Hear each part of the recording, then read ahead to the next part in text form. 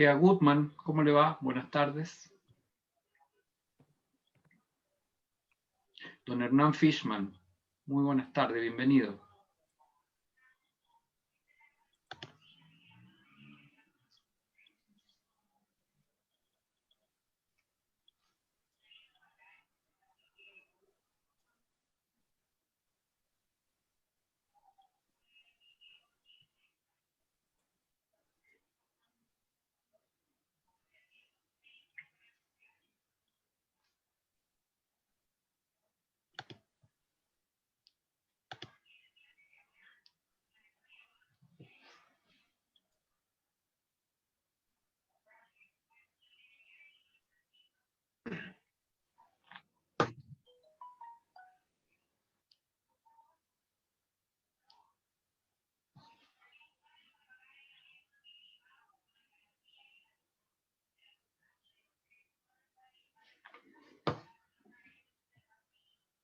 Yo creo que ya podemos empezar. Estamos transmitiendo en vivo. Así es, Jorge. Marcelo, permíteme entonces presentarte a ti y a los panelistas. Bienvenidos todos. El impacto de las elecciones de Estados Unidos. Como comunidad judía de Chile y B'nai B'rith, damos la bienvenida a esta conversación fascinante. Estamos a unos días de la elección en Estados Unidos, el 3 de noviembre, y van a ser electos en ese día los miembros del colegio electoral, que a su vez tienen en sus manos la elección del futuro presidente de los Estados Unidos. Por los principales partidos están, por el Partido Republicano, postula a la reelección el presidente Donald Trump, acompañado en la fórmula por su actual vicepresidente Mike Pence. El Partido Demócrata, a su vez, propone como candidato a John Biden, quien fuera vicepresidente durante el gobierno de Barack Obama, y lo acompaña en la fórmula la senadora por California, la afroamericana Kamala Harris. Para conversar sobre este tema, voy a dejar con ustedes a Marcelo Isaacson, que es el actual director ejecutivo de la Comunidad Judía de Chile, y conversando con él a dos queridas personas. El primero es el profesor Robert Funk, quien es doctor y magíster en ciencia política de la London School of Economics and Political Science. El profesor Funk obtuvo su pregrado en la Universidad de Toronto y ha sido, entre otros espacios, investigador asociado del Centro para Estudios Estratégicos e Internacionales en Washington, D.C., investigador visitante del Centro de Estudios de Política Hemisférica en la Universidad de Miami. También ha sido expresidente de la Asociación Chilena de Ciencia Política, subdirector del Instituto de Asuntos Públicos de la Universidad de Chile y profesor adjunto en varias universidades. En la actualidad, el profesor Funk es columnista en la revista económica chilena Revista Capital y comentarista frecuente en radio y televisión. Además, es socio de la consultora Andes Risk Group, que está dedicada al análisis de riesgo político y también a la asesoría legislativa. Esto por el hemisferio sur. Y por el hemisferio norte tenemos a Juan Dircié.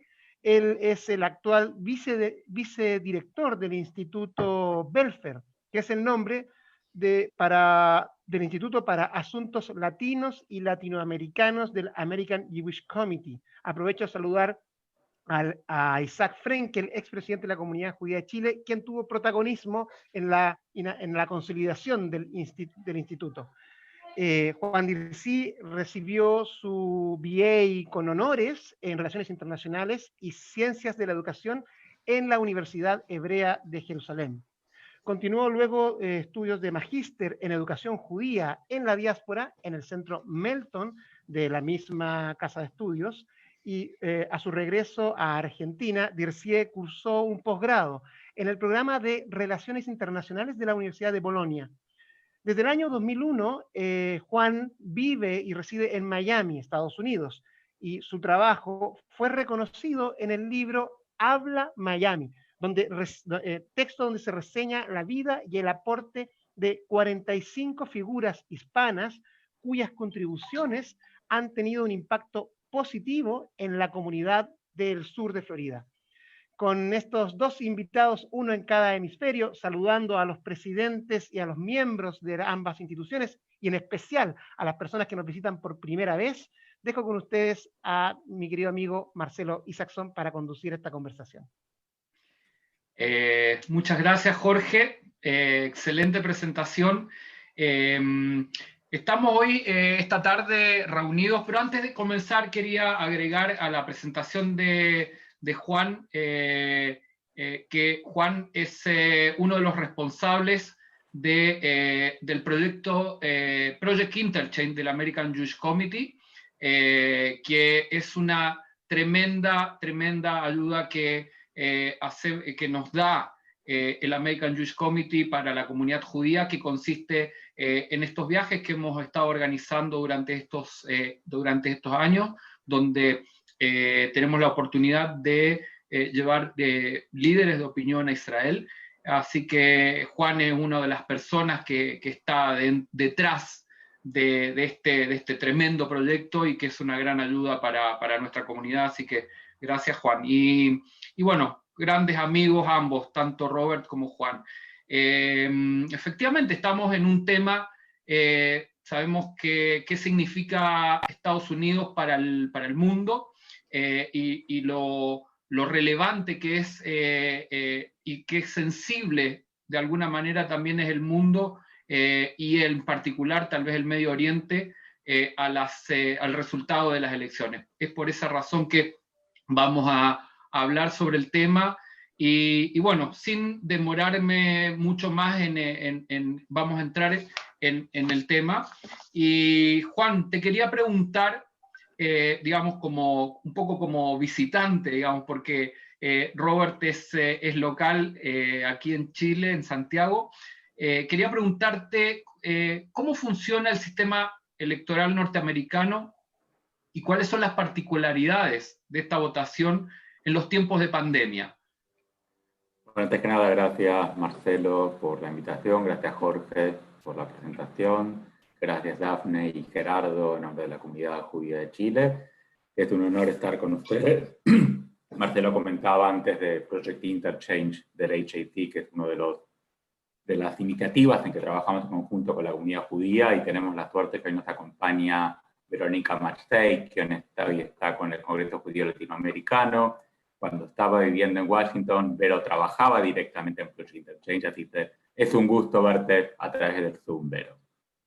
Y yo trabajo en una de las organizaciones civilizadas más importantes del judaísmo norteamericano, el American Jewish Committee, una organización que tiene casi 115 años de fundada, y uno de los ejes centrales de nuestra participación política es el bipartidismo, como se dice acá, o el no tomar postura política por ninguno de los candidatos que se presentan en ninguna de las elecciones a cargos públicos. Y quiero que esto quede claro, el HAC no avala a uno o a otro candidato en ninguna contienda electoral. Vamos ahora aquí a la pregunta. El momento que estamos viendo en Estados Unidos hoy, a una semana de las elecciones, es único. El nivel de incertidumbre que se vive por los resultados electorales no tiene precedentes, y también el nivel de incertidumbre que existe por lo que pueda pasar la noche de las elecciones o el día después de las elecciones. ¿Y por qué digo esto? Porque los que creen que el presidente de Estados Unidos, la democracia más antigua del mundo contemporáneo al menos, se elige en forma directa por los votantes de este país, lamento decirles que están equivocados.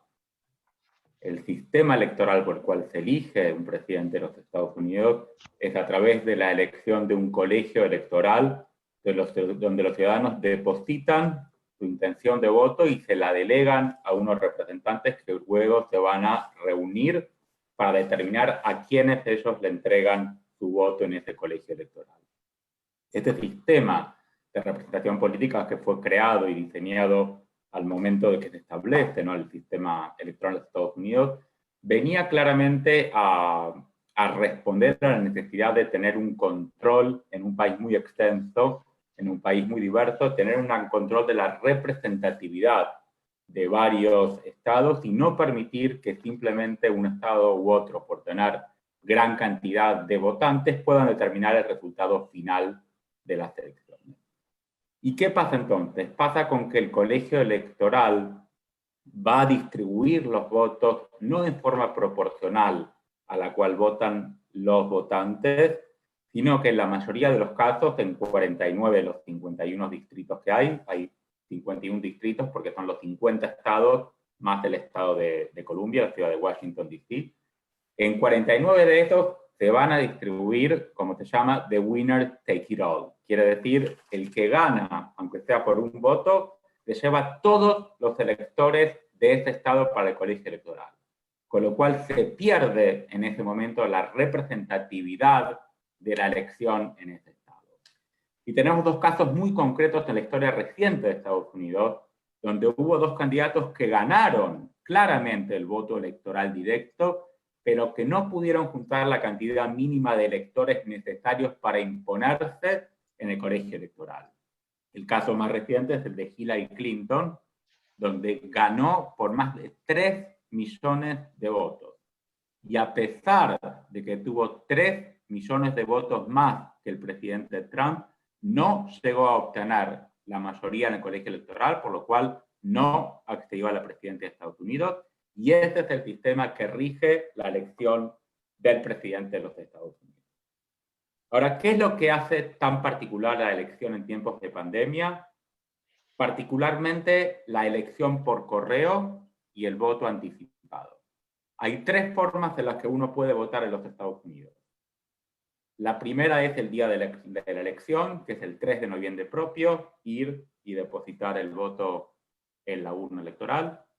La segunda es por correo, donde uno solicita que se le envíe a la casa la boleta electoral, la completa y la deposita por correo. Y la tercera es la votación anticipada. La votación anticipada que aquí en el estado de la Florida comienza 2 semanas antes, o sea que hace 1 semana y media que ya estamos votando, y la intención es permitirle a la gente que vaya antes para evitar la aglomeración el mismo día de la elección y para permitir que el proceso político sea mucho más organizado. Lo raro, lo extraño, lo particular de este proceso de pandemia es que al día de hoy, cuando faltan 6 días para las elecciones, ya votaron al día de hoy 70 millones de personas. De un total de 150 millones de electores, 70 ya votaron. Con lo cual, la elección no es un día aquí, sino que es un proceso largo que obviamente va a culminar teóricamente el día 3 de noviembre. ¿Y por qué digo teóricamente? Porque con la cantidad de votos anticipados que hay y la cantidad de votos que se están enviando por correo, no se sabe si se va a terminar el conteo el mismo 3 de noviembre o si van a quedar tantos votos todavía por recibir y contar que se va a extender la resolución en unos días más. Y como decía antes, el sistema del colegio electoral lo que hace es de alguna manera, y esto suena difícil de entender, que un voto, por ejemplo, en el estado de California no tenga, al final de cuentas, el mismo peso que ese mismo voto de otra persona en el estado de la Florida o en el estado de North Carolina o en el estado de Wisconsin. ¿Por qué? Porque claramente el estado de California o el estado de New York o el estado de Kentucky o de Nebraska son estados que claramente tienen siempre o que votan preferentemente por un candidato a la presidencia de un partido en particular.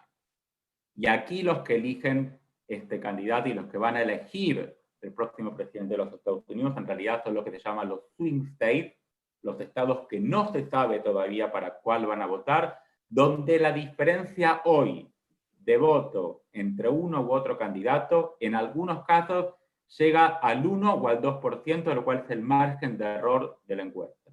Con lo cual, si todavía quedan para contar votos la noche del 3 de noviembre que se mandaron por correo pero que no llegaron, habrá que esperar a que se cuenten los votos de esos estados claves para poder tener un ganador claro y un próximo presidente. Muchas gracias, Juan. En relación a lo que mencionabas, y esto una pregunta también para Robert, dado que Robert conoce muy bien el sistema electoral, ¿es un sistema que representa realmente la voluntad de los ciudadanos?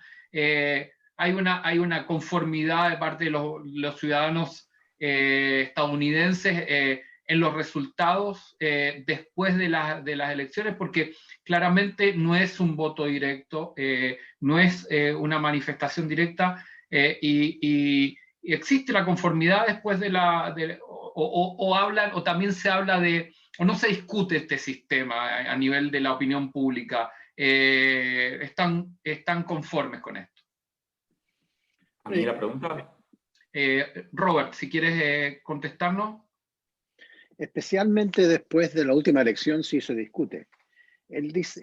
No es un sistema diseñado para representar fielmente la voluntad popular. De hecho, es un sistema para no hacer eso. Y los diseñadores del sistema, lo que en Estados Unidos llaman los founders, los fundadores de la República, lo hicieron porque tenían súper claro cuáles eran los peligros de tener un sistema 100%, lo que aquí llamaríamos proporcional. Generalmente cuando hablamos de sistema proporcional estamos hablando del Congreso. Pero en el fondo ellos tenían muy claro, y lo escribe Madison en una serie de panfletos que escribió que se llaman los Federalist Papers, los federalistas, donde él tiene lo que yo llamaría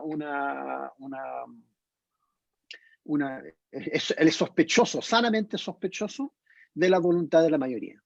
Porque él entiende que la democracia no es, y esto es algo que en Chile muchas veces se ha malentendido, que la democracia no es simplemente la voluntad de la mayoría. Eso es mayoritarismo, y eso puede llevar a problemas. Hay muchos momentos de la historia que si lo hubiéramos preguntado a la mayoría de una población de un país qué hacer con los judíos, no nos hubiera gustado mucho la respuesta. Entonces, la democracia se diseña, la república y las repúblicas y las democracias, lo que llamamos democracia liberal, siempre fue diseñada pensando en representar la voluntad de la mayoría, pero siempre protegiendo a la minoría. Y de cierto modo, y esto es una de las grandes curiosidades de la última elección de 2016, ese sistema y esa lógica estuvo diseñada precisamente para impedir que alguien que fuera populista, que le hablara, que le vendiera, no se llama, que le encantara un encantador de serpientes, pudiera llegar a la Casa Blanca, porque la idea es, ya, el pueblo puede comprarse ese cuento, pero después los electores son unas personas ilustradas, nombradas por los cada estado tiene distintas fórmulas para nombrar sus electores, pero muchas veces son los mismos los parlamentos estatales, o votados por los votantes, y la idea es proteger contra las pasiones de las mayorías. Entonces, la verdad, para contestar la pregunta, es que el sistema está diseñado precisamente para que no se represente o para que se equilibre la voluntad de la mayoría con protección de la minoría, sea racial, religiosa o política. Si me permite, Marcelo, agregar algo. Sí, por favor, Juan. Creo que el momento crítico donde la sociedad americana cuestionó la representatividad o la validez del colegio electoral fue en el año 2000. Muchos de ustedes se acordarán de la elección de Al Gore, donde Al Gore gana el voto popular, pero se disputan los resultados en el estado de la Florida. Se hace un recuento de la elección en el estado de la Florida, sobre todo en los condados del sur de la Florida. Hay una película, los que no la vieron te la recomiendo, muy interesante para ver. Y se empiezan a contar, y en ese conteo hay distintas aplicaciones o distintos entendimientos de cómo debería llevarse a cabo el conteo. Y al final la Corte de los Estados Unidos decide validar un resultado. Ese resultado le termina dando al futuro presidente Bush la victoria en el colegio electoral de la Florida y por lo tanto el acceso a la presidencia. ¿Saben cuántos votos terminaron la elección del presidente Bush, que había perdido la elección popular por 500.000 votos? 537 votos. 537 votos en un país donde votaron más de 100 millones de personas, determinaron quién era el presidente. Con lo cual, como decía Robert, claramente es un sistema que se ideó con un determinado objetivo, pero que a partir de la elección de Al Gore generó mucho cuestionamiento en la opinión pública. Luego, con la no elección de Hillary o no el acceso de Hillary a la presidencia nuevamente, pero creo particularmente que no hay todavía tanta presión como para llevar a una reforma del sistema, con lo cual el sistema se sigue manteniendo. Juan, ¿el conteo se hace todo junto o se va haciendo a medida que va llegando? ¿Y cómo se informa ese conteo? A propósito, que lo voy a enganchar con una pregunta de Peter Funk, dice, ¿cómo es posible que puedan contarse los votos solo hasta el 3 de noviembre y en otros puede contarse más tarde? ¿Eso tergiversa a lo mejor los resultados, modifica los resultados? Yo creo que para entender esas preguntas, para dar respuestas a esas preguntas, hay que entender que Estados Unidos es un país totalmente federal, donde los estados tienen muchas atribuciones y donde no necesariamente hay una sola línea que viene del gobierno central, sino que toman las atribuciones para decidir cuántos días antes se inscribe la gente, hasta cuándo se votan, hasta qué horario, por ejemplo, se puede votar, hasta qué día se pueden recibir los votos y hasta cuándo se pueden contar los votos. Y eso hace, de alguna manera, la idiosincrasia de lo que es este país, que permite a cada estado mantenerlo en forma individual. En estos últimos días hubo justamente varias presentaciones a distintas cortes de justicia a nivel estatal, donde uno u otro partido pedían que se aplace el tiempo de la elección y del conteo del voto, anticipando que iban a llegar muchos votos por correo. En algunos casos las respuestas fueron por un lado, en otros por otro, y en otros todavía no hubo respuesta. Con lo cual, no sabemos realmente hasta cuándo se va a poder contar. En Pensilvania se dictaminó, por ejemplo, que 3 días después de la elección todavía puede recibirse el voto. Acá lo que habilitaron, por ejemplo, que nunca había, y se habilitó ahora en el estado de la Florida, es en el lugar de votación anticipada, si uno tiene la boleta electoral, hay un buzón especialmente diseñado donde uno va y entrega directamente su voto que debería ir por correo. ¿Y por qué pasa esto? Porque por primera vez hay un cuestionamiento público a nivel muy alto sobre la violabilidad o inviolabilidad del correo de Estados Unidos, que siempre fue una institución con halos de sagrado, de santidad. Hay gente que está cuestionando que puede llevar a prestarse a una manipulación y a un fraude en las boletas emitidas y enviadas por correo, con lo cual se sugiere a la gente que prepare su boleta en la casa, pero que en vez de depositarla al buzón del correo, la lleve al precinto de elección, en la elección anticipada, o a unas direcciones en el día de la votación misma, y la deje personalmente en la urna. Marcelo, un punto. Sí. Juan empezó su presentación diciendo que representa una organización que no toma partido, y por suerte yo no represento a nadie, aparte de tal vez mi perro Bagel, que está totalmente de acuerdo conmigo. Y acaba de mencionar algo que yo creo que hay que destacar y no corregir, pero explicar, que es, Juan dice que hay cuestionamientos respecto al voto por correo. El cuestionamiento, lo que hace que esta elección sea tan compleja es que ese cuestionamiento viene del presidente de Estados Unidos. Nunca antes había surgido ese nivel de cuestionamiento. Tal vez había gente que lo cuestionaba, pero no llegó permear el debate público hasta que el presidente de Estados Unidos tocó el tema. ¿Y por qué toca el tema? Porque tal como hizo con fake news ya hace 4 años, lo que hace Trump es poner duda en un montón de distintas instituciones, un montón de distintas instituciones que podrían en algún momento causarle problemas, cuestionar su poder, cuestionar su opinión. Y eso es precisamente una de las tácticas que hacen los líderes populistas, para no decir los líderes autoritarios. Una de las razones que le llamamos populistas a los populistas, no solamente porque de alguna forma tratan de representar el pueblo o la voluntad popular, es porque lo que les molesta es que la institucionalidad de un país pueda interferir. Lo que les molesta es lo que llamamos en ciencia política intermediación.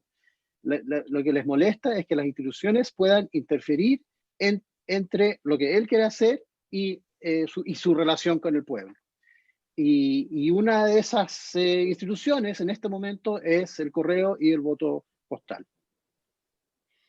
Gracias, Robert, por la aclaración.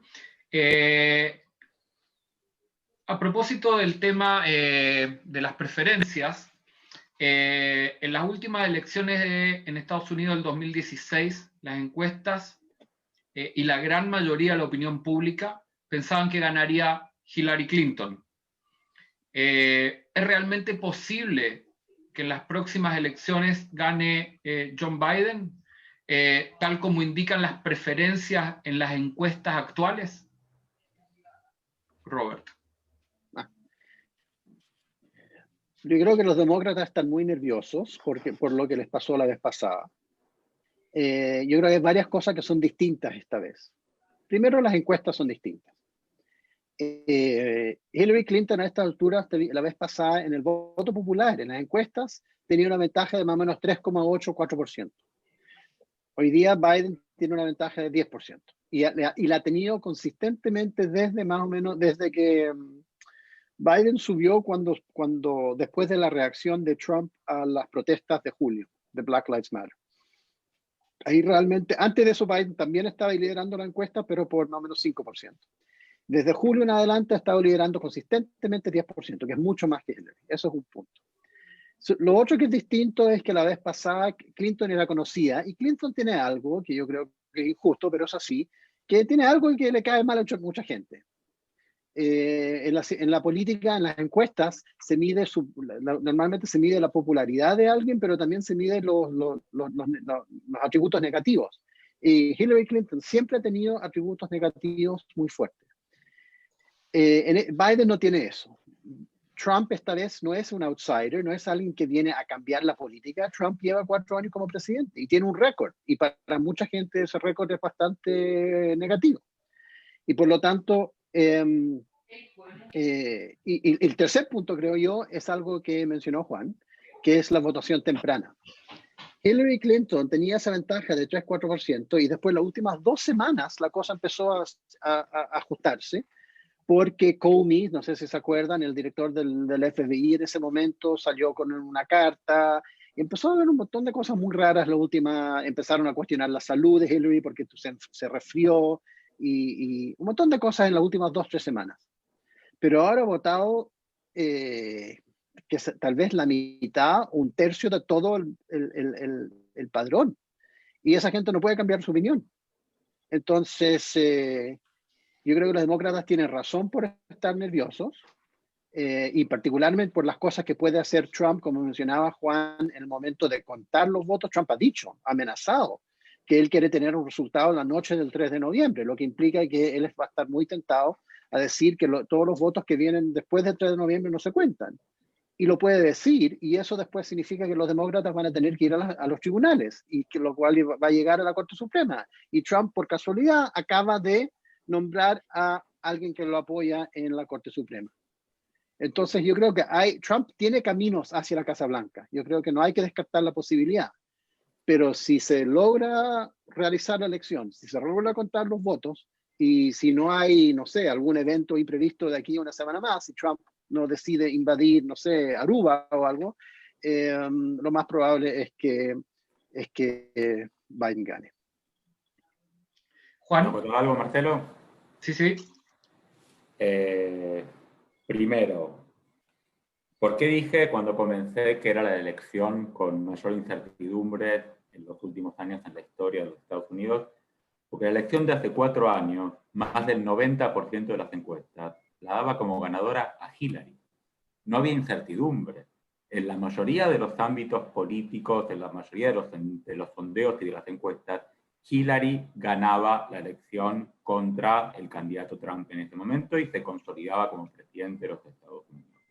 La gran sorpresa en ese momento fue, obviamente, el triunfo del presidente Trump. Un triunfo que se dio por márgenes muy escasos. Por ejemplo, y acá tengo dos datos interesantes, en Iowa, el presidente Trump ganó por el 0.1% de los votos, se llevó los votos del colegio electoral. En el estado de la Florida, que es muy importante porque tiene una cantidad muy grande de electores, la cantidad de electores del colegio electoral se determinan por la cantidad de habitantes que tiene cada uno de los estados, más 2 electores más que serían los senadores, o representación de los senadores, con lo cual los estados más grandes tienen más voto electoral. La Florida la ganó Trump por el 1.2% y se llevó todos los votos electorales. Michigan lo ganó por el 0.2%.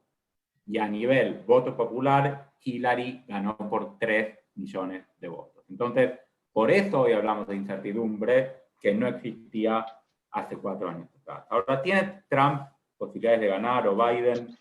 Primero, los últimos 40 años de los Estados Unidos hubo solo 2 presidentes que no fueron reelectos. Con lo cual, quien está en ejercicio de la presidencia tiene siempre muchas oportunidades de reelegirse. Los 2 casos que no consiguieron la reelección fueron el presidente Jimmy Carter, un demócrata, en 1980, y el presidente George Bush, padre, ¿sí?, en el año 1992, republicano, que no ganó la reelección. Y en los 2 casos que no ganaron, la ganaron frente a candidatos carismáticos, candidatos que marcaron un antes y un después en la política de Estados Unidos y en la política mundial. Carter perdió contra Reagan, si se acuerdan, y Bush perdió contra Bill Clinton. Biden no es ni Clinton ni Reagan. Biden no tiene el carisma ni la particularidad, ni viene con un espíritu de liderazgo y renovación que traían en su momento Reagan y Bill Clinton. Con lo cual, yo creo que es muy reñida la elección y creo que de vuelta los márgenes que van a determinar, no el resultado global, yo creo claramente que Biden gana la elección popular y por eso cuando las encuestas dicen Biden lidera 6 puntos, no importa al final de cuentas que Biden lideró por 6 puntos, lo que importa es los estados clave, ni siquiera importa por cuánto gana Biden en New York o en California, lo que importa son, y los tengo acá anotados, Florida, Wisconsin, Michigan, Pensilvania, Ohio, Iowa.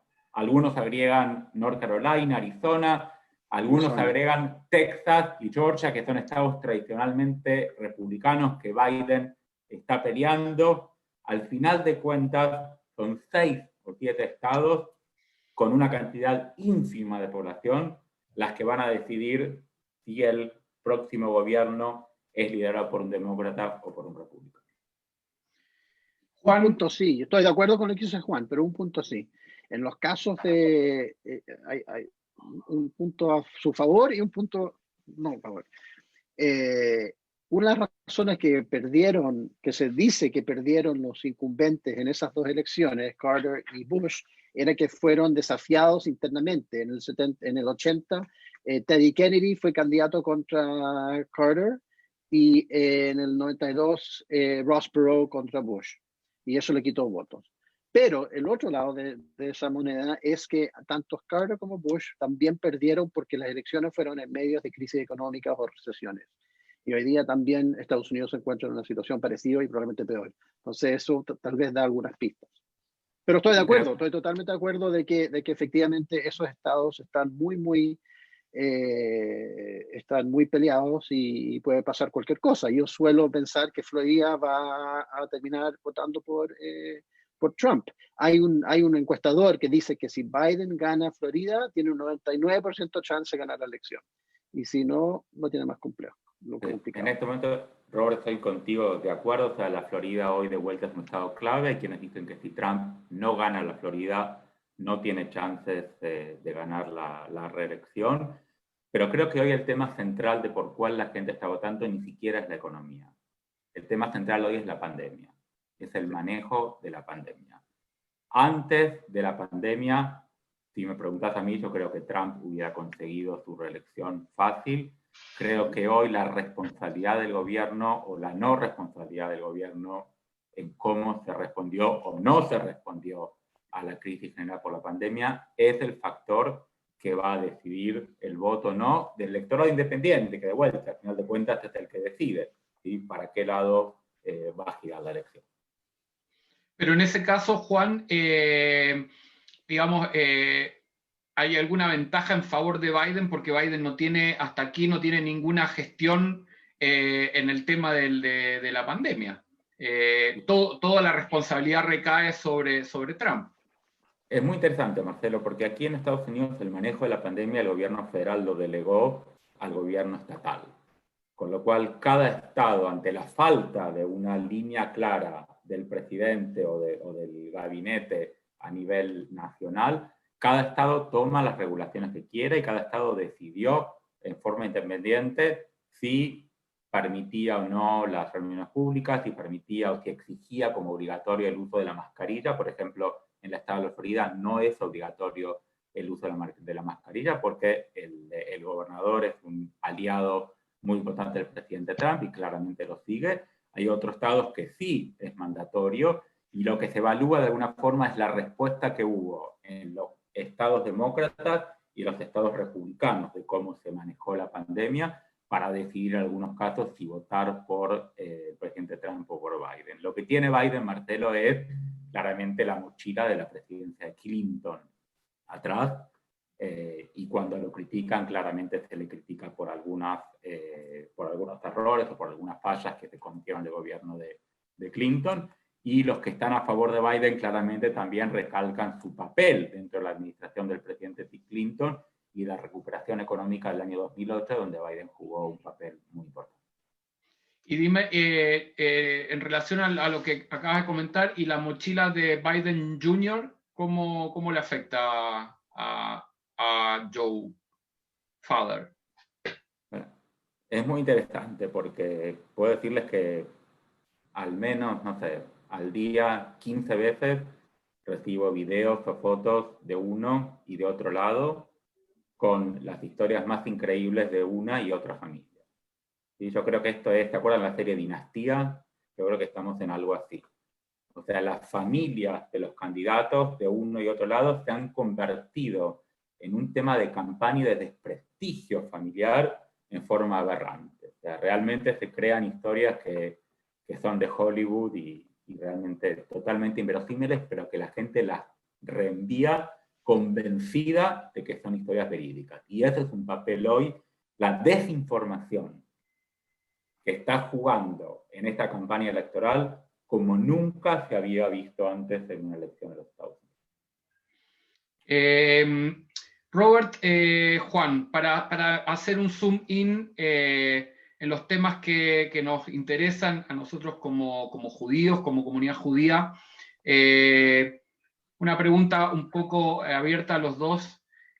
¿Cuál es la importancia y el impacto del voto judío, por un lado? ¿Cuál es el, aprovechando preguntas del público, cómo ven el voto latino, particularmente en la Florida, dado que es uno de los estados donde más latinos hay? Y una pregunta que también tiene que ver con lo mismo o parecido, que es de Vero Mastey.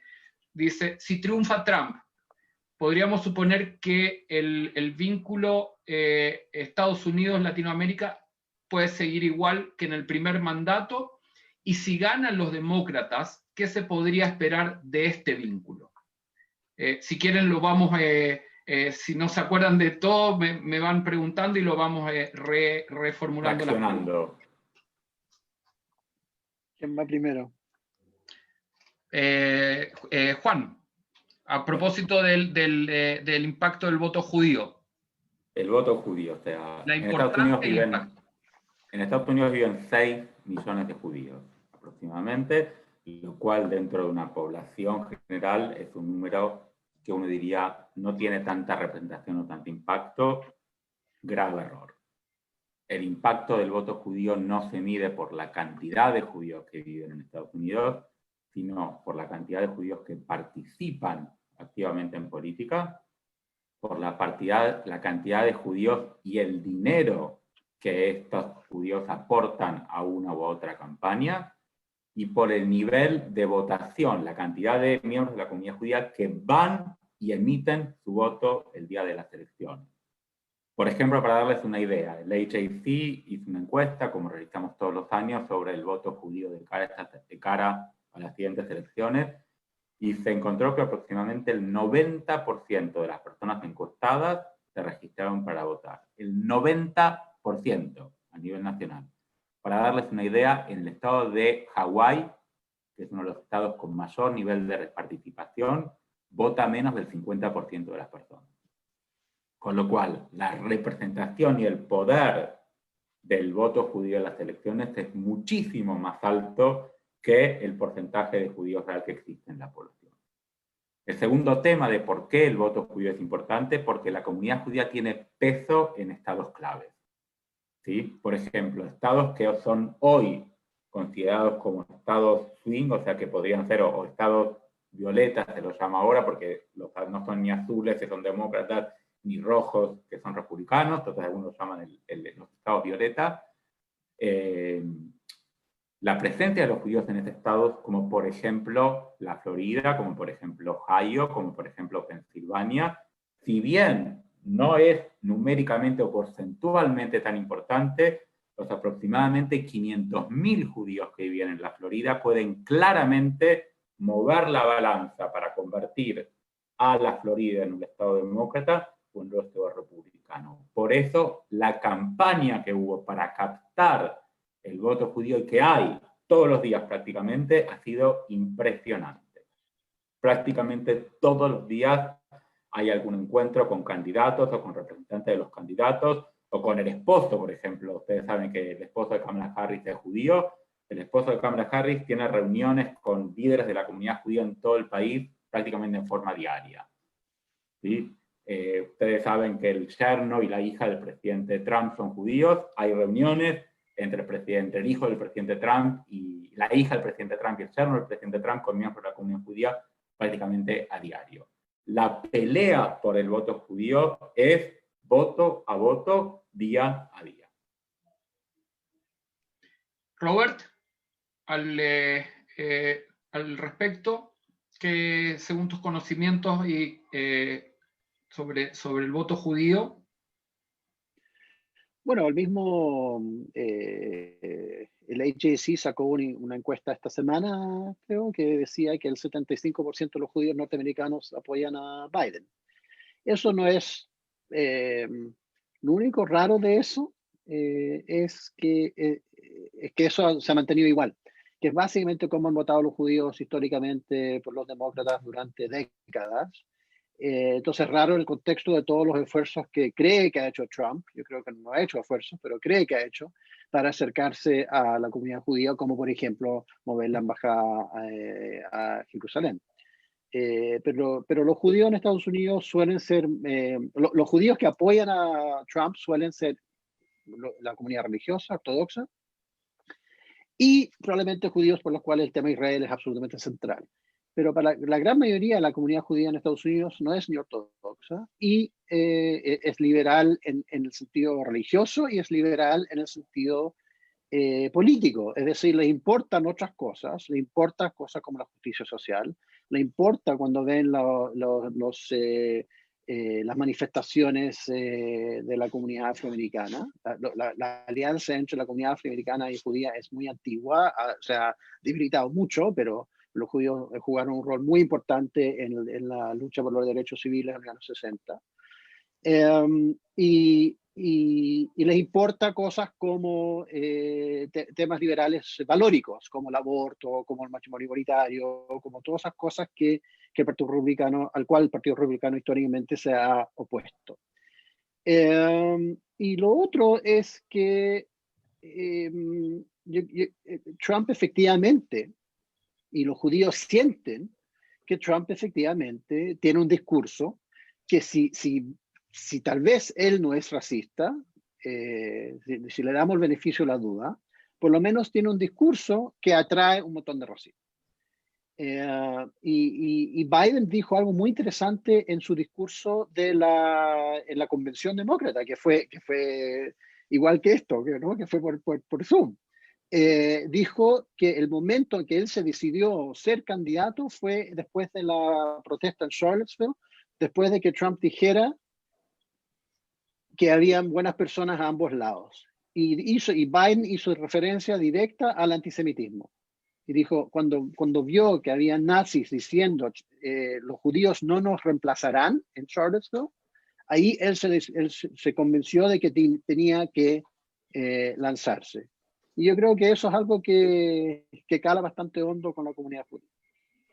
Efectivamente, Marcelo, comentar un poquito más de la encuesta del AJC de la semana pasada, que los invito luego que terminamos, no ahora, luego que terminamos, a entrar al ajc.org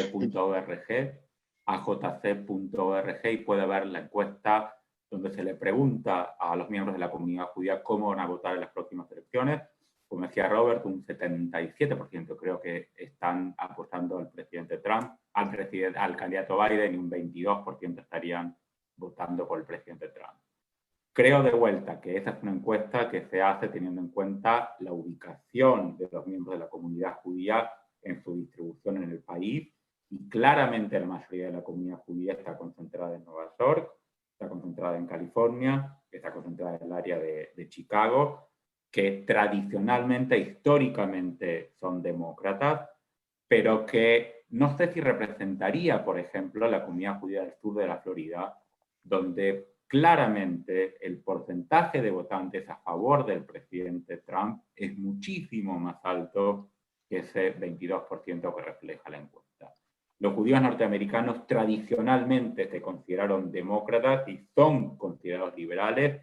El tema central del por qué votan es la pandemia, como dijimos antes, la reforma al sistema de salud, la economía, pero la relación con Israel no es en ningún momento el eje central, salvo en los sectores más ortodoxos de la comunidad judía, donde sí el apoyo y la relación entre Estados Unidos e Israel es el tema central de la elección. Y a diferencia de lo que pasó en la elección pasada, Biden no tiene el récord de relación con la comunidad judía ortodoxa que sí tenía Hillary Clinton, quien había sido senadora por el estado de Nueva York y había tenido una excelente relación con la comunidad ortodoxa en ese momento. Hoy el precandidato Biden no tiene ese récord de relación, con lo cual la comunidad judía ortodoxa claramente estaría apoyando al presidente Trump en una forma mucho más importante de lo que han apoyado en la elección de hace 4 años.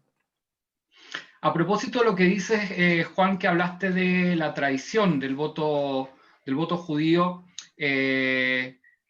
tú mencionaste que es tradicionalmente demócrata, pero ¿de qué manera afecta hoy ese voto o lo convierte en un voto más pragmático la participación de Trump en los acuerdos de paz que acaba de firmar Israel, donde Trump aparece como promotor y garantizador de estos procesos de paz?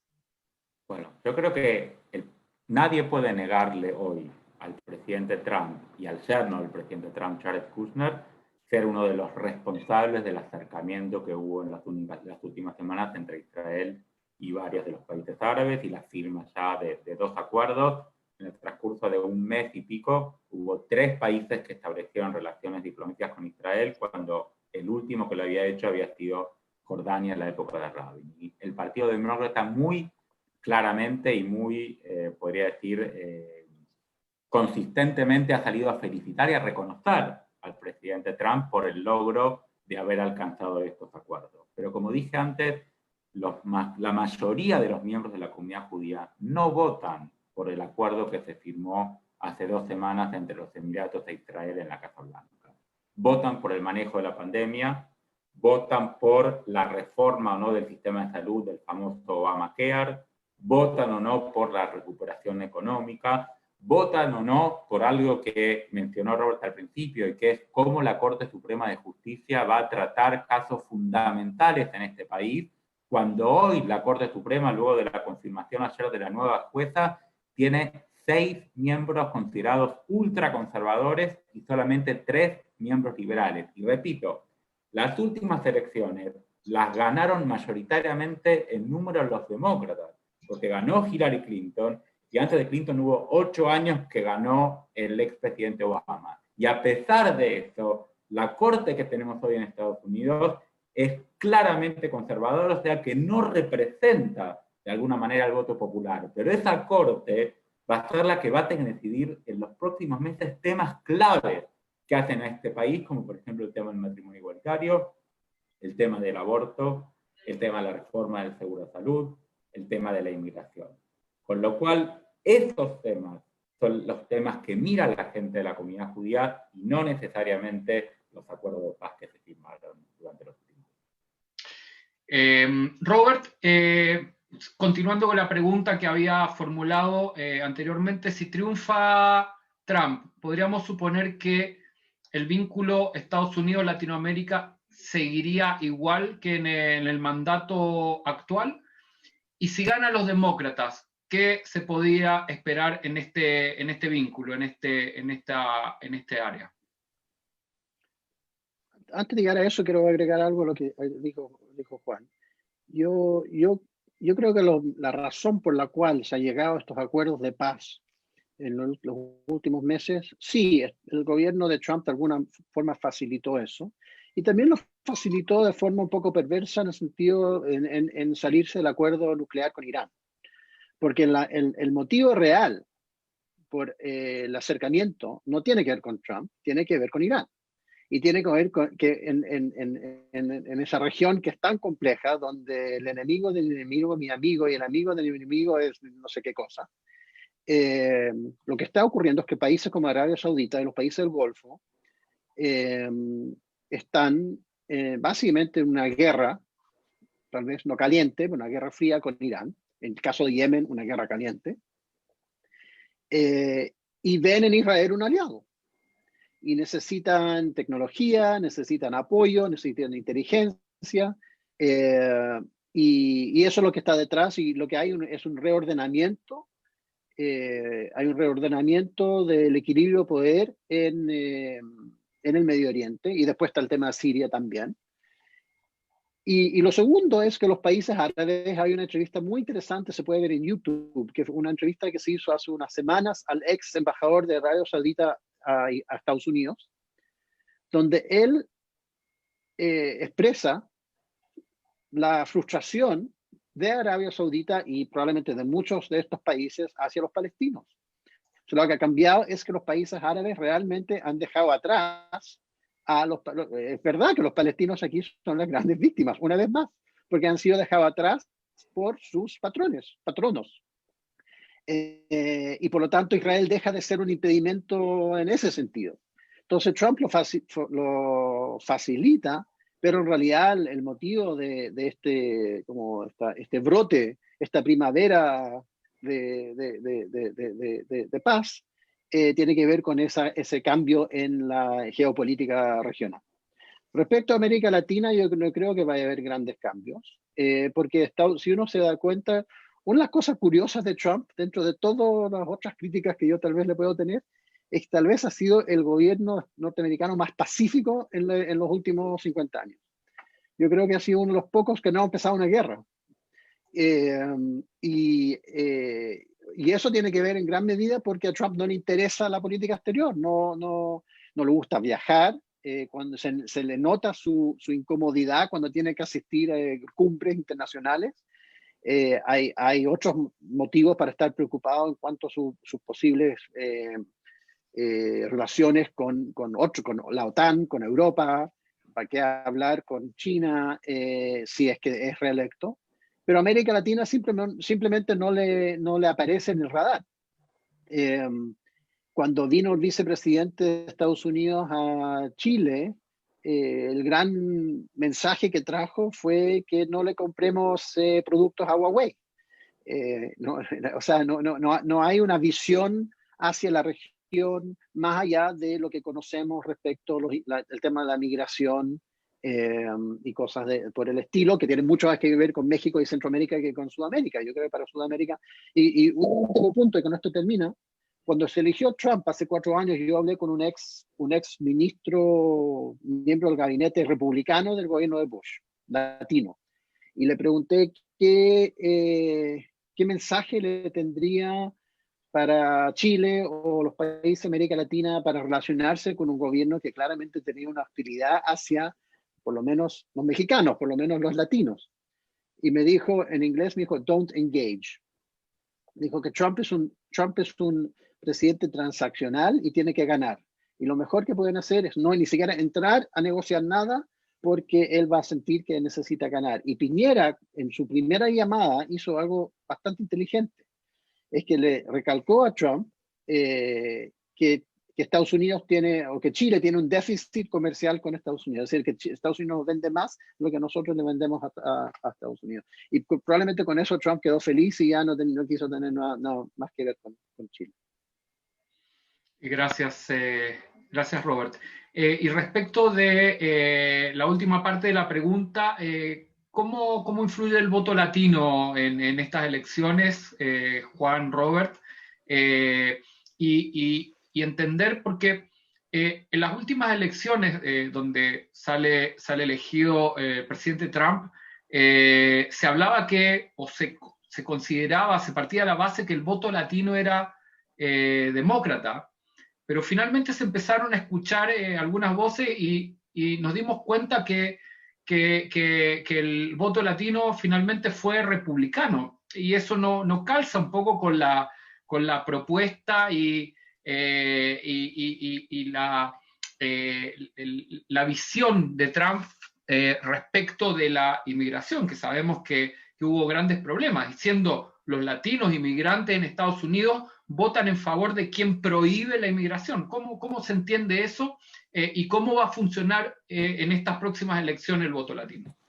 Permítame, Marcelo, regresar un poquito al tema anterior de política exterior. Yo creo que la gran diferencia que vamos a ver entre una administración del presidente Biden o un segundo periodo del presidente Trump es la dirección que va a tomar la política exterior con respecto al multilateralismo que claramente existió en la época de Obama y que Biden vendría a reinstalar, donde Estados Unidos se ve como uno de los jugadores para solucionar diferentes conflictos, pero que necesariamente busca el apoyo de otros países, contra una postura totalmente unilateralista que promueve el presidente Trump para solucionar los conflictos que se van presentando. No coincido con Robert en que el presidente Trump no le importó, dejó de lado a América Latina. Yo creo que el presidente Trump se focalizó en los temas que él cree que le interesan y que considera esenciales para el propio beneficio de Estados Unidos. Y esos son México, y hay que de vuelta reconocer que el presidente Trump renegoció un tratado de libre comercio con México y evitó el confrontamiento con el presidente López Obrador, que todos anticipaban como que iba de alguna manera a estallar, que se iba a generar una explosión entre estos dos líderes carismáticos, por llamarlo de alguna manera, y sin embargo México prácticamente accedió a la mayoría de los planteos de la administración del presidente Trump para renegociar el tema.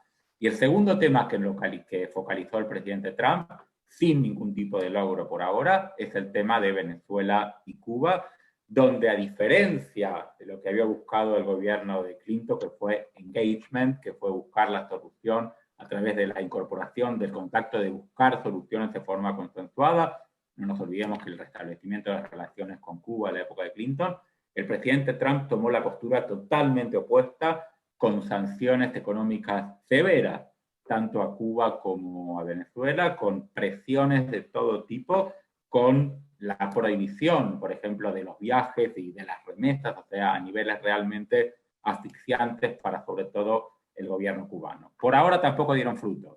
Ni la política de Clinton solucionó el tema de Cuba-Venezuela, ni la política de Trump solucionó el tema de Cuba-Venezuela. O sea, creo que ahí todavía ninguno de los dos pudieron cambiar algo. Lo que sí, también este multilateralismo o unilateralismo se manifiesta en la relación con Irán, donde claramente el presidente Clinton lo que trató fue de buscar un consenso con las potencias mundiales para contener de alguna manera el desarrollo nuclear de Irán, y el presidente Trump lo que buscó es de vuelta, las sanciones, el unilateralismo, el salir del consenso y buscar presiones directas.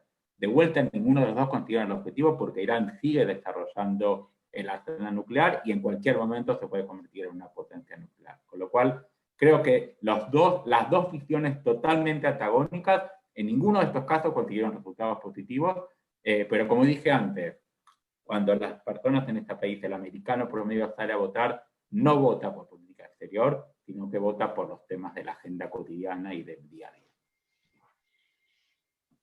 Gracias, Juan. Y continuando con la pregunta respecto al voto latino.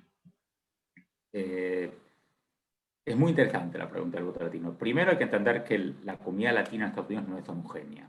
¿Sí? Es una comunidad diversa. Si bien hay una clara mayoría de mexicoamericanos, es una comunidad totalmente diversa, donde, por ejemplo, en la Florida la comunidad mexicana prácticamente no tiene impacto, y donde los grandes jugadores a nivel política son la comunidad cubana, sigue siendo, y la comunidad venezolana de a poco, porque todavía, como es mucho más incipiente, todavía no se convirtieron en ciudadanos la mayoría de los venezolanos, con lo cual no tienen todavía voto. Acá no sé cuál es el número exacto de refugiados venezolanos que hay, muchos que están en proceso de asilo político, muchos que ya se hicieron residentes, algunos que se hicieron ciudadanos, pero la mayoría de la comunidad venezolana no vota. El cubano vota, el cubano activa en política, y el cubano claramente, sobre todo de la primera generación que llegó de Cuba, ve el tema de Cuba como un tema definitorio en el tema de la votación. Por otro lado, tenemos la comunidad puertorriqueña, muy fuerte en Nueva York, claramente demócrata. Claramente demócrata, y como dijimos antes, el estado de Nueva York ya lo ganaron los demócratas, con lo cual el voto puertorriqueño en Nueva York no aporta, porque ya el colegio electoral ya es demócrata. Pero en los últimos años hubo un crecimiento feroz, un crecimiento rapidísimo de la comunidad puertorriqueña en la zona de Orlando, en el centro de la Florida, sobre todo a partir de los huracanes que afectaron la isla. Y algo muy interesante que ni los americanos saben es que los puertorriqueños son ciudadanos norteamericanos, pero mientras viven en Puerto Rico no votan para presidente de los Estados Unidos.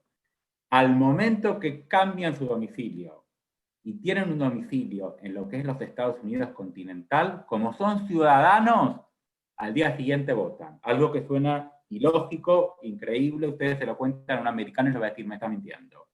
Es real. Con lo cual, de repente, en el estado de la Florida, llegaron cientos de miles de personas identificados claramente con el Partido Demócrata, que juegan políticamente el proceso, que se registraron, y por eso una de las campañas más fuertes que aquí hubo de registración de votación se dio en la zona de Orlando, donde el Partido Demócrata considera que tiene muchas posibilidades de conseguir ese voto puertorriqueño y de hacer una diferencia. Robert, ¿algo que agregar al respecto? No, yo iba a destacar esa diversidad en la comunidad latina, ¿no? No se puede hablar, tal como muchas veces los que estudiamos la política latinoamericana nos preguntamos si efectivamente existe algo que se llama América Latina o si es un mito. Lo mismo ocurre con la votación en Estados Unidos, es muy diversa, no solamente de dónde vienen, y una cosa también de clase, de plata, ¿no? Entonces tú, Marcelo, preguntaste en tu pregunta que la sorpresa de que muchos tal vez pudieron haber votado por los republicanos tiene que ver con también los que una clase media latina, segunda, tercera generación, y no es poco común que gente que es segunda, tercera generación de inmigrantes, después dice yo ya estoy acá, pero los otros nuevos no, esos no.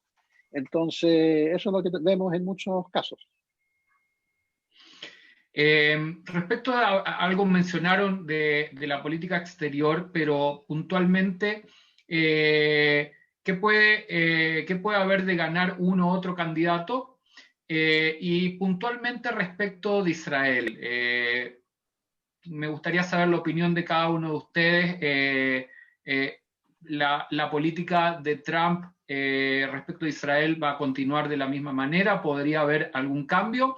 Y respecto de Biden, ¿qué qué declaraciones o cómo se declara Biden respecto de Israel, y si tiene alguna relación con el gobierno de Barack Obama, que sabemos que no fue muy favorable o muy afortunado en algunos momentos en favor de Israel. Bueno, yo les decía antes que por día recibo unos 15 videos o fotos o WhatsApp sobre la dinastía en las dos familias. Si recibo 15 de estos, recibo 85 sobre la posición de los candidatos en contra o a favor de Israel. ¿Sí? De vuelta, una campaña de desinformación masiva, claramente intencionada por las dos campañas para generar una confusión y crear el impacto de que el otro candidato es lo peor que le puede pasar a Israel y que únicamente el candidato de mi partido es el que garantiza la relación de Israel y Estados Unidos. Vamos por partes. La relación de Clinton con Israel, y creo que se lo juzga equivocadamente. El presidente Clinton firmó, antes de dejar el poder, el mayor compromiso económico en la historia de los Estados Unidos con Israel, 38.000 millones de dólares en el lazo de 10 años. O sea, ¿Clinton o Obama? De Obama, perdón. 3.800 millones de dólares por año, o sea, 3.800 billones de dólares que se firmaron. Es una cifra increíble, o sea, jamás hubo un acuerdo de ese alcance que se haya firmado, lo cual creo que es, podría decir, inmoral acusar al presidente Obama de que no haya apoyado a Israel. Sí, voy a coincidir en que la última elección en el Consejo de Seguridad de Naciones Unidas, el gobierno del presidente Obama rompió con una postura tradicional del gobierno norteamericano y no salió a apoyar a Israel y se permitió que se condene a Israel en una votación del Consejo de Seguridad de Naciones Unidas. Eso por un lado. Por otro lado, el presidente Trump y la diferenciación entre si el presidente es el mejor amigo del Estado de Israel o si es el mejor amigo del primer ministro del Estado de Israel. Creo que claramente, y todos sabemos, que no había química, sintonía, feeling, como lo quieran llamar, entre Obama y Netanyahu, y que por otro lado, la sintonía, el feeling, no quiero decir el amor, pero la empatía de alguna manera entre el presidente Trump y el primer ministro Netanyahu es obvia y abierta y claramente mencionada. Pero eso no es lo que determina el apoyo, ¿no?, de un país o de otro. Lo que hoy preocupa, Marcelo, yo te diría, más allá de quién será el presidente, porque el vicepresidente Biden tiene una trayectoria de más de 40 años en el Congreso de Estados Unidos siendo un aliado de Israel a rajatabla, a pesar de que también dan vuelta alguna WhatsApp de una discusión que tuvo en su momento con Begin. Creo que lo que hoy preocupa a la comunidad judía es qué pasa con el sector más liberal dentro del Partido Demócrata, encabezado por las famosas tres congresistas, Alexandria Ocasio-Cortez, Rashida Tlaib y Ilhan Omar, donde los cuestionamientos que se hacen a la relación entre Estados Unidos e Israel son muy serios, muy preocupantes, y donde no se sabe qué pasaría en una eventual administración del gobierno Biden si este grupo toma control o toma más influencia durante el gobierno del presidente. Con lo cual, repito, yo creo que no podría decirte que dudo del apoyo del presidente Biden a Israel o del presidente Trump a Israel. Lo que genera una preocupación es qué pasa sobre todo en ese sector, así como dentro del sector de la derecha del Partido Republicano y los que están afuera del Partido Republicano también, la extrema derecha, el creciente antisemitismo y racismo que se vio durante las últimas semanas, que claramente es identificado por los miembros de la comunidad judía como el problema más grave del antisemitismo hoy en Estados Unidos, la extrema derecha racista, blanca, nacionalista. Robert. Sí, yo creo, estoy totalmente de acuerdo. Esta semana fue el aniversario del ataque, son 2 años del ataque a la sinagoga en Pittsburgh, Curiosamente, cuando eso ocurrió, fue la senadora Kamala Harris la que presentó o coautorió un proyecto de ley en el Senado expresando simpatía y condenando el ataque. Yo creo que Obama ha sido juzgado absolutamente injustamente. Yo creo que yo creo que hay un elemento de racismo ahí también, un elemento como quedó un poco esta idea que él es Barack Hussein Obama y que es por eso de alguna forma iba a ser anti-Israel, pero en la política en realidad siguió la trayectoria, tampoco fue el mejor amigo, pero siguió una trayectoria de apoyo económico, militar y de inteligencia histórico que ha existido. Biden ya llevaba 50 años en el Senado. Su primer viaje, recién electo en el año 73, fue a Israel. Y después fue no sé cuántas veces. Entonces la idea, Biden como candidato centrista del Partido Demócrata, cuyos representantes en la Cámara de Representantes, 90% votaron a favor de un proyecto condenando en contra de BDS, 90% de los representantes demócratas condenaron BDS. La plataforma electoral, el manifiesto electoral de Biden expresamente dice que se opone a BDS, Kamala Harris también.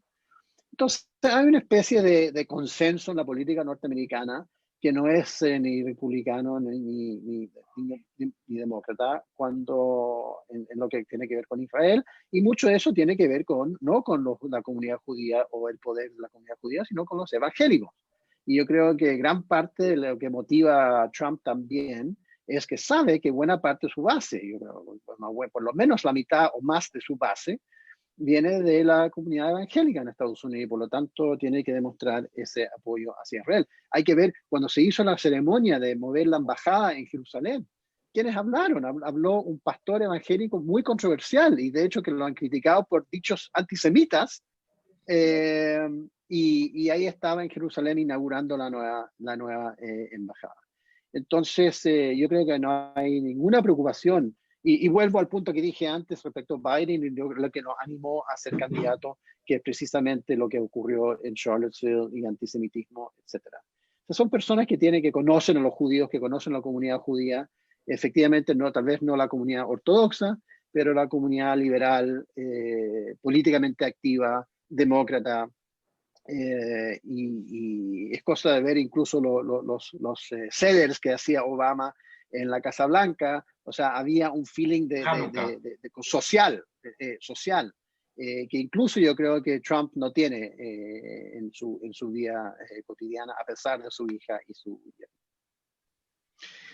Juan, ¿qué es cierto de los vínculos de Trump con grupos como el Ku Klux Klan o como los supremacistas blancos? Y si esto es así, ¿cómo puede ser que judíos puedan votar, digamos, teniendo esta alianza?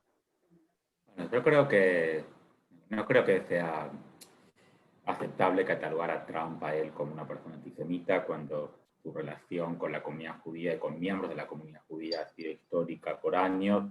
Su yerno es claramente comprometido con la comunidad judía, su hija se convirtió al judaísmo, sus nietos son criados como judíos. O sea, creo que no es, digamos, no es aceptable hablar de Trump como una persona antisemita.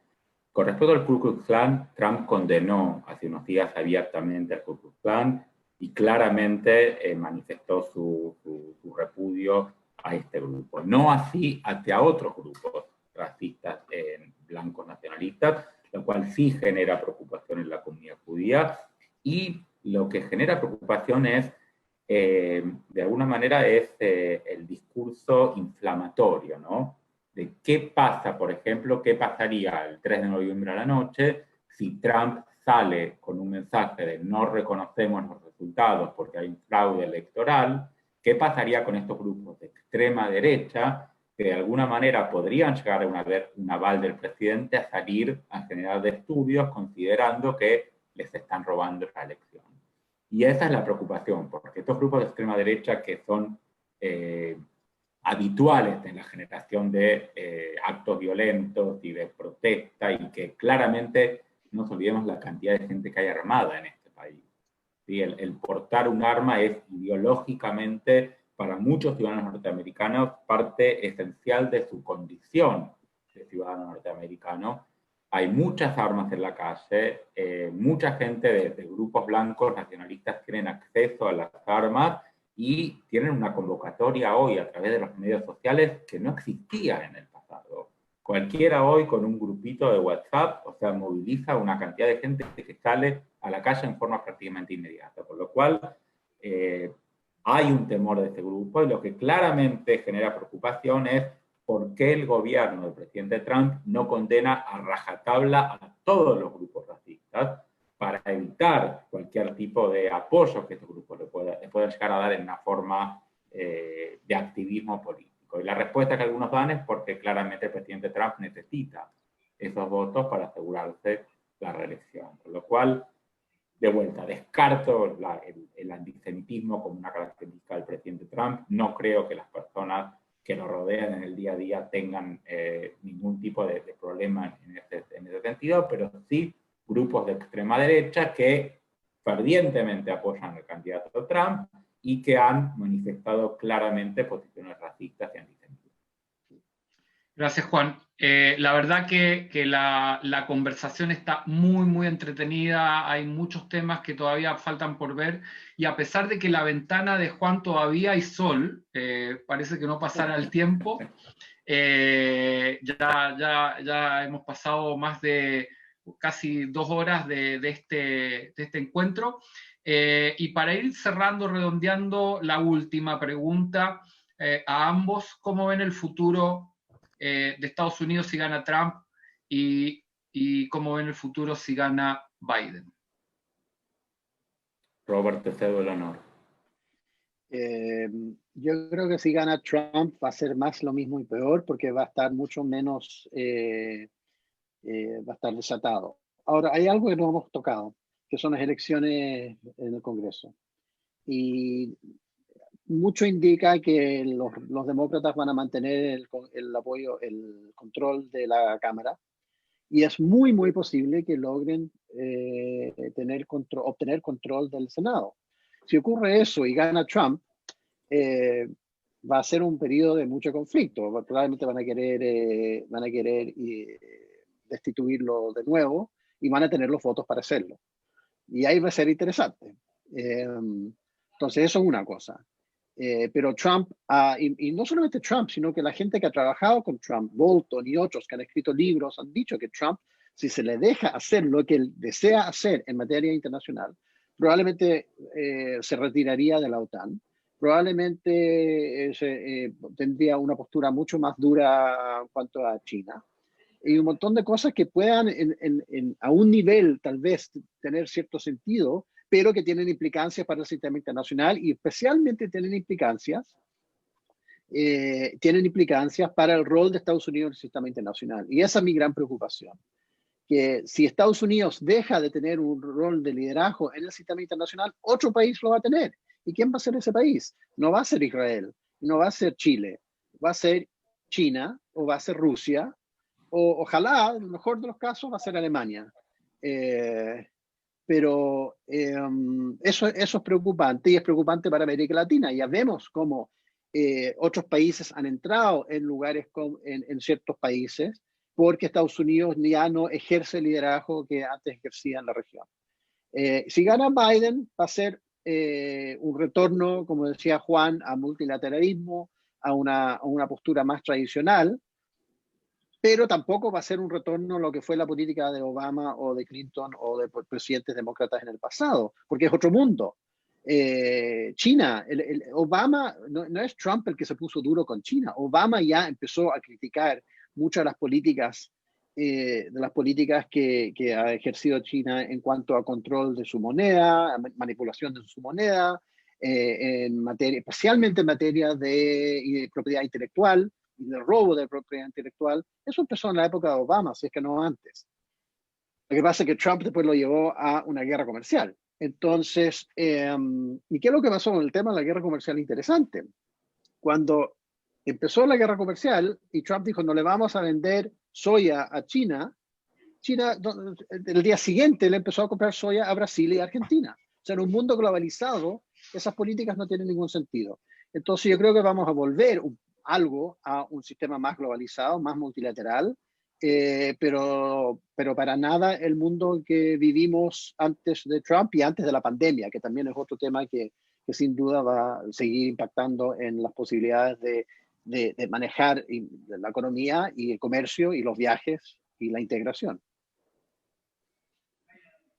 Juan, para ir Primero, Robert, redondeando.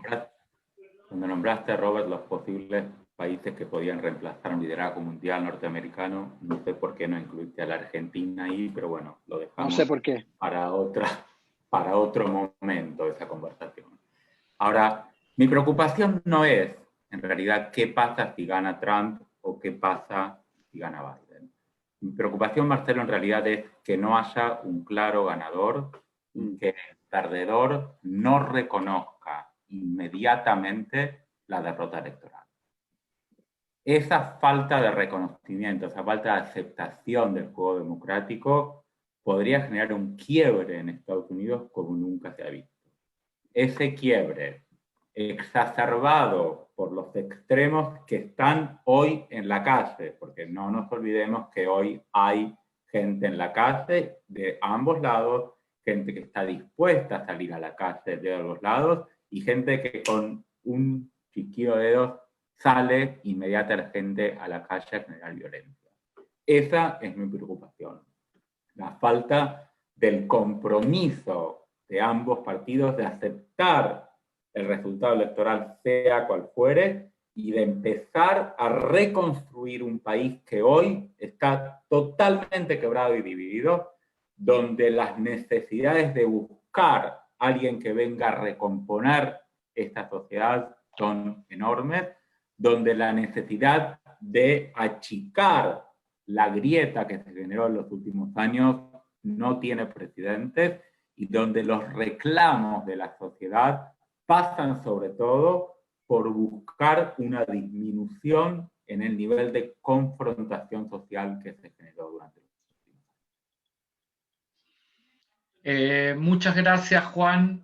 Muchas gracias, Robert. La verdad, como mencioné antes, esto podríamos estar horas hablando, nos quedaron muchas cosas en el tintero.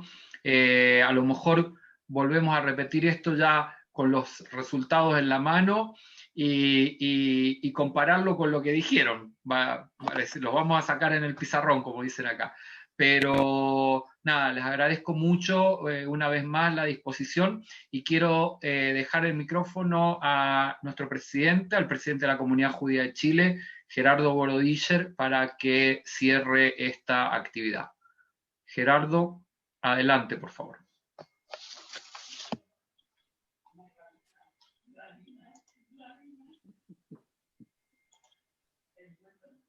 Bueno, muchas gracias Juan y Robert. La verdad que ha sido una exposición muy interesante y agradecerle a cada uno de los que nos acompañaron hoy día en la noche en una segunda charla de esta semana muy interesante, coyuntural absolutamente.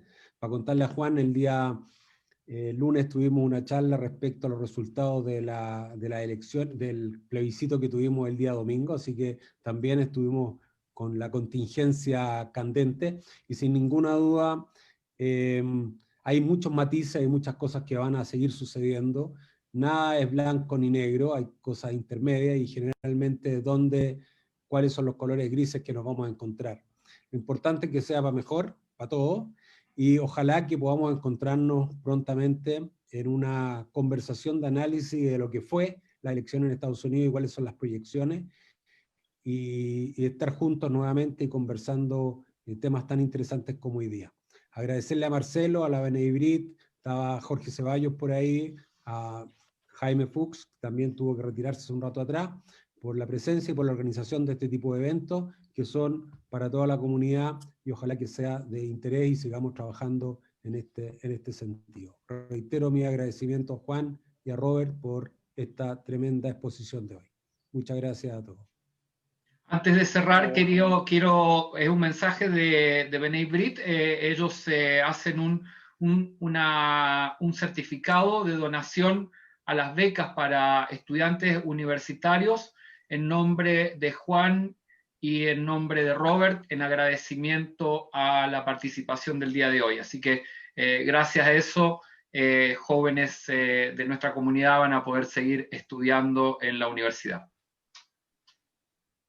Que sea la Universidad de Chile. Qué linda. Chao. Está bien. Cuídense, nos vemos.